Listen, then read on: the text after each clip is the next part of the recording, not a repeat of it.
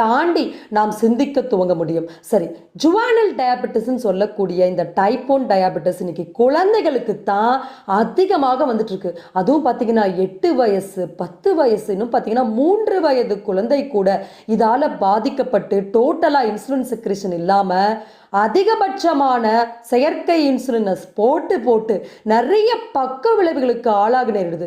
ஏன்னா குழந்தைகள் வளர்கின்ற பருவத்தில் இந்த மாதிரி அவங்களுக்கு இன்சுலின் உற்பத்தி இல்லாமல் போனால் இந்த மாதிரியான ஆர்டிஃபிஷியல் மருந்துகளை நம்ம கொடுக்கும் பொழுது கம்ப்ளீட்டாக அவங்களுடைய growth டெஃபிஷியன்சி அப்படிங்கிறது ஏற்படுது. அது மட்டும் இல்லாமல் ஒரு வரைமுறையே இல்லாமல் பார்த்தீங்கன்னா இந்த டைப் 1 இருந்தாலே போதும், பொதுவாக காலையில் 15லேருந்து 20 யூனிட்ஸ், மத்தியானம் ஒரு 20 யூனிட்ஸ், இரவு ஒரு 20 யூனிட்ஸ் கண்ணை மூடிட்டு இன்சுலின் போட்டுறோம்.